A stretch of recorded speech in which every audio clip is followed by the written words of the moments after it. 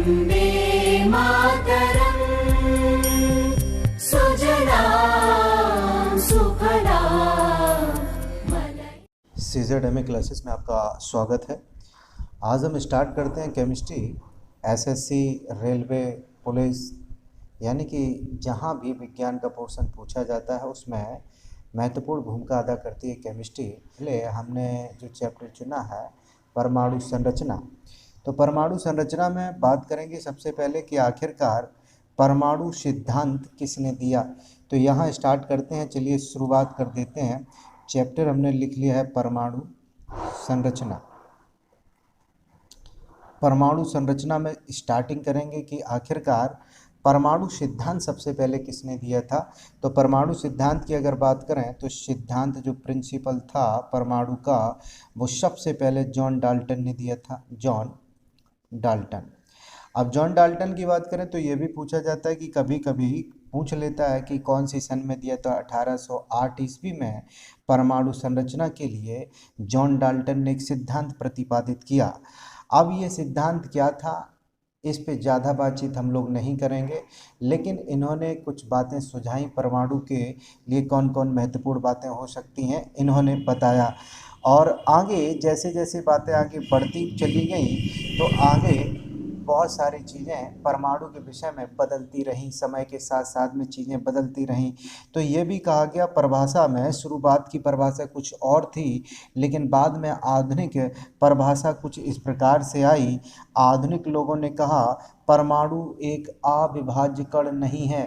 पहले मान्यता थी कि परमाणु का विभाजन नहीं किया जा सकता, लेकिन आधुनिक युग में, मॉडर्न अगर बात करें तो आधुनिक युग में परमाणु का विभाजन हो सकता है। बिल्कुल परमाणु का विभाजन होगा। परमाणु अविभाज्य नहीं है, अविभाज्य नहीं है, परमाणु का विभाजन किया जा सकता है। अब अगली अगर बात कर लें परमाणु से संबंधित इसका विभाजन हो सकता है, तो विभाजन किस में होगा वो भी जान लेते हैं। शुरुआत में लोगों ने कहा इलेक्ट्रॉन, प्रोटॉन, न्यूट्रॉन में इसका विभाजन हो सकता है। पहले थ्योरी आई कि इलेक्ट्रॉन, प्रोटॉन, न्यूट्रॉन में टूट सकता है, लेकिन बाद में इलेक्ट्रॉन, प्रोटॉन, न्यूट्रॉन में ही नहीं, परमाणु का संगठन इलेक्ट्रॉन, प्रोटॉन, न्यूट्रॉन में ही नहीं, केवल इसके अलावा पॉजिट्रॉन और पॉजिट्रॉन के अलावा न्यूट्रॉनो, ये आप सब कुछ जानते हैं। ये क्या है, एंटी जो होते हैं इसके, इलेक्ट्रॉन, प्रोटॉन, न्यूट्रॉन के एंटी कण जो होते हैं वो है। और इसके अलावा एक और हम लिखे देते हैं मिशन। अब ये जान लेते हैं इलेक्ट्रॉन, प्रोटॉन, न्यूट्रॉन को क्या कहते हैं। तो इनको इलेक्ट्रॉन हो, प्रोटॉन हो और न्यूट्रॉन, ध्यान से देखिए जहाँ हम बनाते चले जा रहे हैं इस आयत को, इसको देखते रहिए। इलेक्ट्रॉन, प्रोटॉन, न्यूट्रॉन को हम लोग मूल कण कहते हैं, मूल कण के नाम से जाने जाते हैं। हम बाद में एक एक करके इलेक्ट्रॉन की चर्चा करेंगे, प्रोटॉन की, न्यूट्रॉन की अलग से चर्चा कर लेंगे। अगर इलेक्ट्रॉन, प्रोटॉन, न्यूट्रॉन मूल कण है तो मिशन हो, पॉजिट्रॉन हो या फिर न्यूट्रॉनो हो, इनको क्या कहा जाता है। तो ये होते हैं असामान्य मूलकण। असामान्य मूलकण होते हैं मिशन, पॉजिट्रॉन और न्यूट्रॉनो। तो अब हम जान लेते हैं आखिरकार इलेक्ट्रॉन से जो संबंधित महत्वपूर्ण बातें हो सकती हैं हम जान लेते हैं। तो यहाँ पे हमने लिख लिया इलेक्ट्रॉन। क्वेश्चन पूछ लेते हैं कभी कभी कि इलेक्ट्रॉन से आप क्या समझते हैं, मतलब यहाँ से कौन कौन सी बातें महत्वपूर्ण हो सकती हैं। आप सब जानते हैं पहला पॉइंट जो होगा, इलेक्ट्रॉन कैसा आवेश रखता है। तो इलेक्ट्रॉन नेगेटिव आवेश रखता है। तो हमने लिख दिया पहला जो पॉइंट होगा, इलेक्ट्रॉन ऋण आवेशित होता है। अब इसकी खोज की अगर बात करें तो इसकी खोज जो की थी जे थॉमसन ने, जे थॉमसन, कोई टॉमसन कहता है, कोई इसको थॉमसन कहता है। आप सब जानते हैं ईंट पर नाच, यहाँ सब लोग पढ़े हैं ईंट पर नाच। ई फॉर इलेक्ट्रॉन, टा for Thomson, P for proton, रा for Rutherford, N for neutron, चा फॉर चैडविक। ये सब हम लोग अच्छे से जानते हैं, काफ़ी बार पढ़ रखा होता है। अब एक क्वेश्चन पूछा जाता है कि इलेक्ट्रॉन से कौन सी किरणें इसका संगठन बनाती हैं। इलेक्ट्रॉन से किसका संगठन तैयार किया जाता है। तो ये कैथोड किरणों का संगठन होता है। किसका, कैथोड किरणों का संगठन होता है। इलेक्ट्रॉन कैथोड किरणों का संगठन है। कैथोड कैथोड अगर किरणों की बात करें तो इसकी खोज किसने की थी, यही जान लेते हैं। कैथोड किरणों की खोज विलियम क्रुक्स ने की थी, विलियम क्रुक्स तथा जे थॉमसन दोनों ने मिलके, तथा जे थॉमसन दोनों ने मिलके इस कैथोड किरणों की खोज की। ये हम लोग अभी तक जान पाए हैं। अब अगर हम बात करें कैथोड किरणों से, हमने जान लिया इलेक्ट्रॉन किसका संगठन है, तो इलेक्ट्रॉन कैथोड किरणों का संगठन होता है। कैथोड किरणों के संगठन के रूप में इलेक्ट्रॉन होता है। अब कैथोड किरणों से संबंधित पहली बात जानी कि विलियम क्रुक्स तथा जे थॉमसन ने इन किरणों की खोज की। अब कैथोड किरणों का जो गुण होता है वो एक एक करके हम गुण जान लेते हैं। आखिरकार कैथोड के कौन कौन से गुण हो सकते हैं। तो पहली बात तो ये, कैथोड किरणें सीधी रेखा में चलती हैं, सीधी रेखा या फिर सरल रेखा में चलती हैं।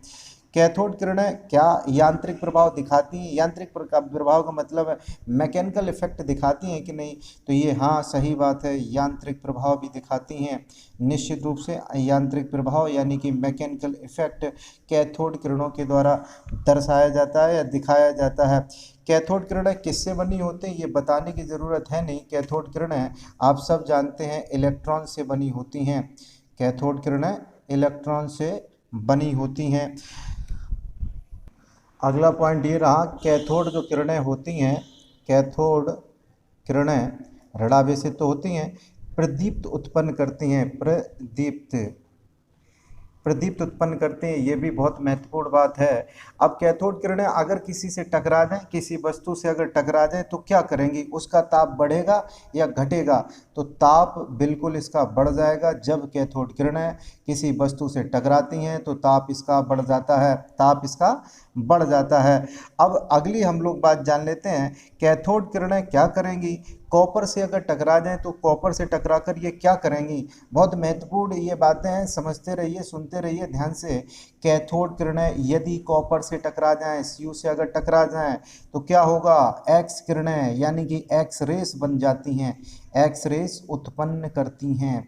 एक्स रेस कहाँ से उत्पन्न होंगी, तो आप अभी हाल सीख पाए कि कैथोड किरणें जब कॉपर धातु से टकराती हैं, कॉपर जैसे ठोस से टकराएंगी तो एक्स रेस उत्पन्न हो जाता है।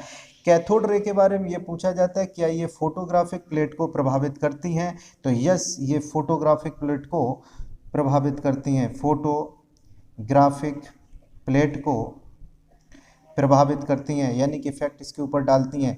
अगले पॉइंट के ऊपर हम लोग चलते हैं। ये पूछा जाता है कि ये धातु की पन्नी से गुजर सकती हैं या नहीं। हाँ, ये पतली धातु की पन्नी से गुजर सकती हैं, पतली धातु की पन्नी से आर पार हो जाती हैं, चली जाएंगी, आगे निकल जाएंगी। कैथोड के बारे में ये भी कहा जाता है कि ये प्रकाश के चाल से चलती हैं, प्रकाश के वेग से चलती हैं, प्रकाश के वेग के बराबर इनकी गति होती है, ये भी बहुत महत्वपूर्ण बात है।